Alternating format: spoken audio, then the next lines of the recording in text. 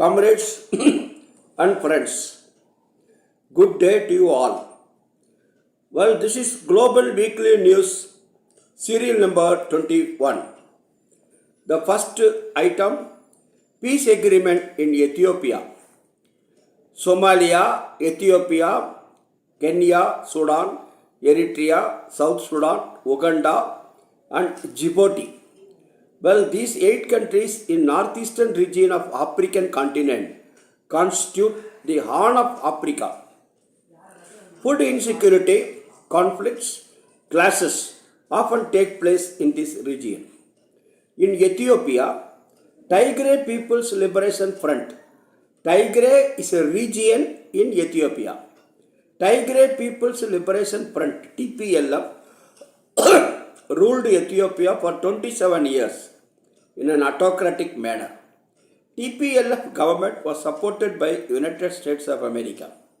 Opposition parties and independent media were banned at that time. Due to demonstrations against the TPLF government in 2018, the TPLF government was overthrown and Abiy Ahmed became the Prime Minister. In 2020 November, TPLF launched a war against the Ethiopian government. Thousands of Ethiopian soldiers were killed. Government military armory was looted. Ethiopia has a population of 6 million. 600,000 Tigray people were used as cannon fodder in human wave attacks in this war, are said to have lost their lives. TPLF violated intermediary peace accords. On 7th November, senior leaders of the Ethiopian National Defense Forces and the rebel Tigray People's Liberation Front TULF met in Kenya's capital Nairobi to work out detailed modalities for disarmament for the TPLF commandants as per the peace agreement.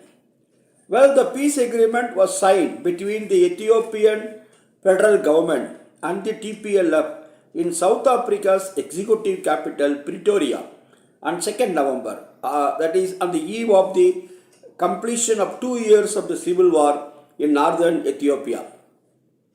TPLF had started the war on 3rd November 2020. The agreement concluding this war requires the TPLF to be disarmed of all its heavy weapons within 10 days of the conclusion of the meeting at Nairobi on 10th November. The overall disarmament of the TPLF combatants, including light weapons, that should be completed by 2nd December. The agreement signed after a 10-day-long negotiation led by African Union.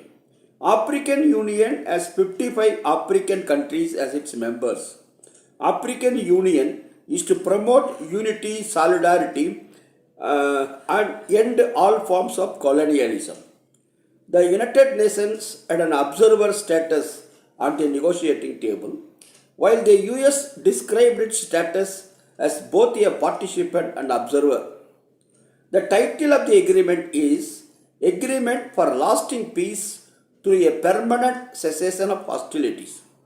However, US State Secretary Antony Blinken did not acknowledge it as a peace agreement in his statement, which simply welcomed the signing of cessation of hostilities, omitting even the word permanent, which is included in the formal title of the agreement. Disarm TPLF has been a slogan of hundreds of thousands at peace demonstrations and rallies inside Ethiopia and by the Ethiopians living in United States and European cities, condemning the US and European support to the TPLF. Will TPLF participate in the elections and win seats? Well, that's a question mark. It's very doubtful. Will United States sabotage the peace agreement as usual? We will be following that. Comrades and friends, second we go to Bolivia, Latin American country. Bolivia is a landlocked country in South America. Its capital, La Paz, is situated at an altitude of 13,313 feet above sea level. It's a very nice place. Another major city is in the plains. It is called Santa Cruz, having a population of 1.7 million. The far-right opposition in Bolivia's Santa Cruz department has been seeking to destabilize the socialist government of President Luis Arce using the population and housing census as a pretext. Over 1 million Bolivians mobilized in support of President Luis Arce's government on 25th August against the conservative opposition. Since 20th October, the conservative opposition sectors in Bolivia's Santa Cruz department have been organizing different protest actions against progressive President Luis Arce and the government of the ruling Movement Towards Socialism Party. Their primary demand is that the population and housing census be carried out in the first semester of 2023 and not in 2024.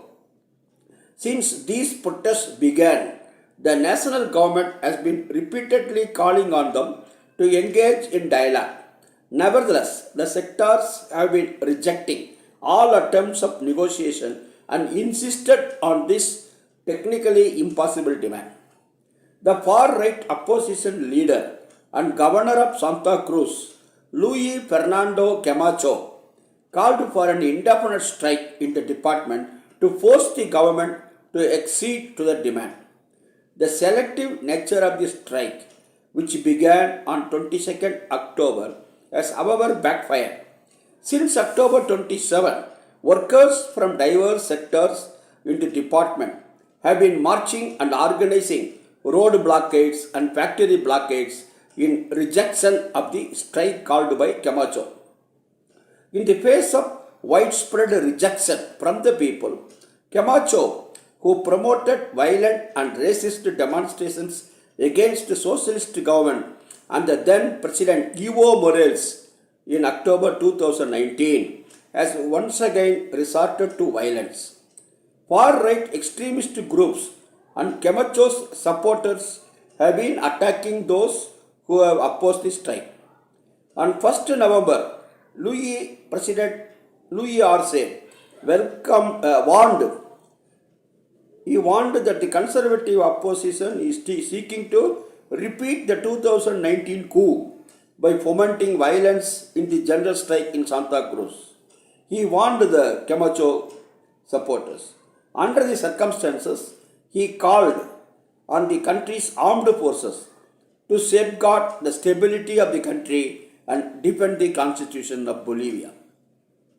In November 2019, the then Vice President, Jenin Anis, illegally declared himself as the president. On 31st October of this year, thousands of people from various social and indigenous organizations marched to the capital of Santa Cruz from 4 different points, demanding that Camacho lift the strike and respect the right to work of the working class. Camacho contested for president's post on 10th November 2019 after the resignation of Evo Morales. He could get only 14% votes. Luis Arce, the Socialist Party candidate, won. In the regional elections in 2021, Camacho got elected as a governor of Santa Cruz, his native place. Formation of a left progressive government has many challenges indeed. Similarly, to protect the government from the reactionary rightist forces, that also have many challenges. Comrades and friends, we go to the new challenge which the humanity is facing, namely the climate change.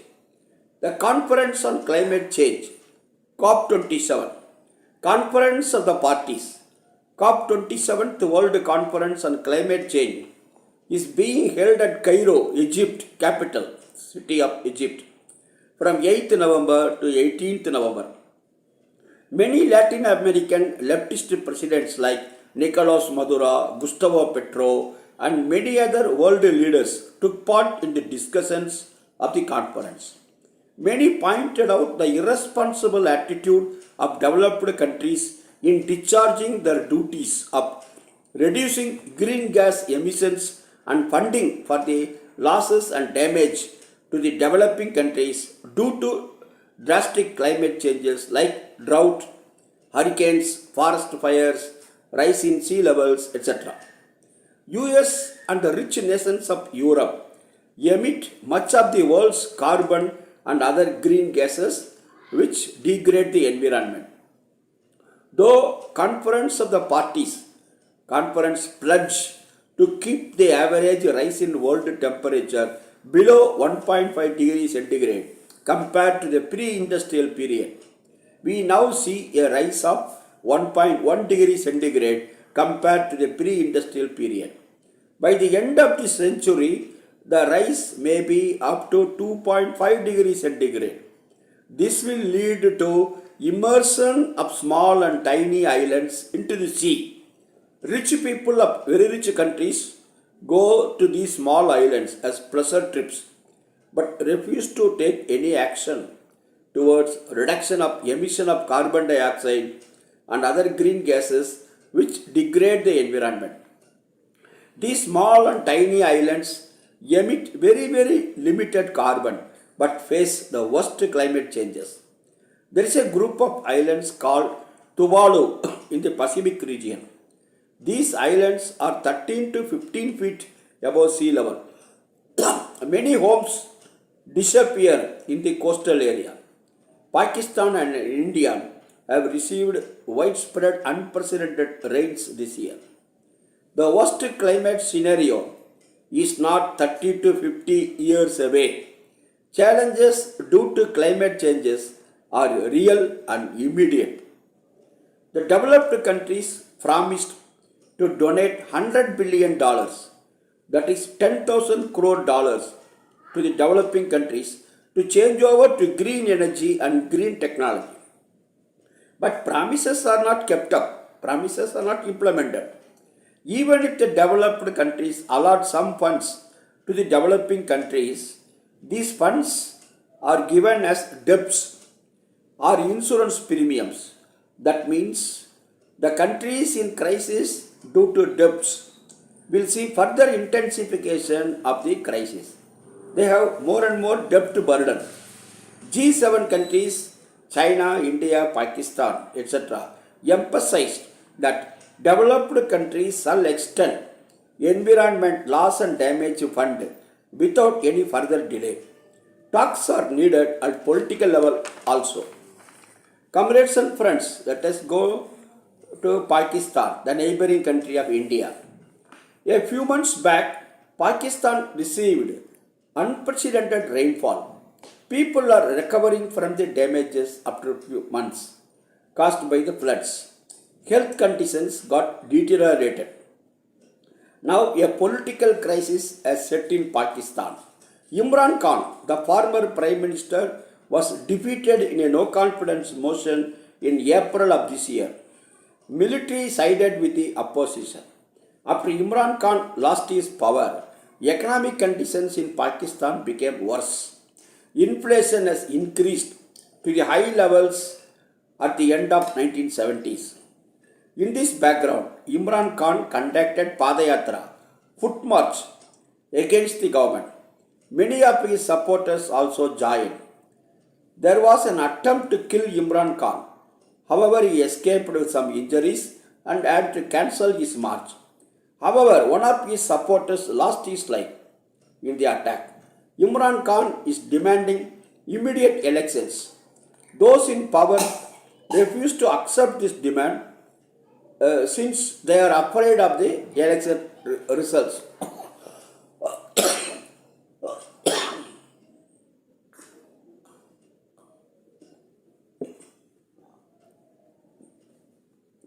Both the government and Imran Khan led opposition, they believe the only IMF can rescue Pakistan from the crisis it is facing. This IMF path is harmful and will definitely not solve the crisis. there are no plans to accelerate industrial or agricultural development production. Imran Khan continued to mobilize the people against the government. Lastly, we go to World Cup football match at Qatar.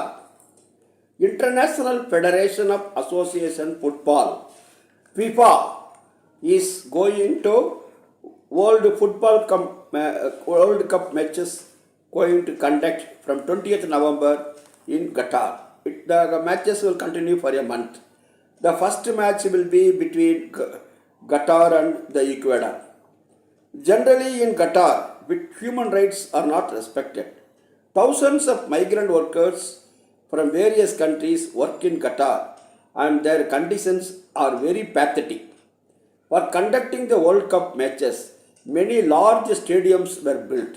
6,500 migrant workers, construction workers, died while doing their duties. UITBB, International Construction Workers Federation, is exposing the ill treatment of migrant workers in Qatar construction sites. One can see demonstrations demanding boycott of the World Cup in UITBB Facebook. The Danish group competing in the Qatar World Cup match need jerseys with the slogan Human Rights for All. FIFA, Federation of Association Football, that has refused to permit this. Due to climate changes, World Cup matches will take place in winter instead of summer. Usually only in summer the matches will take place, but now since in summer temperature is too high, it is being conducted in winter. World football fans all over the world will be enjoying the matches played in Qatar for over a month. But the humanity shall neither forget nor forgive the government of Qatar for failing to protect thousands of migrant workers' lives. Thank you, comrade, for your patient listening. We will continue next week. Until then, see you. Bye-bye. Welcome.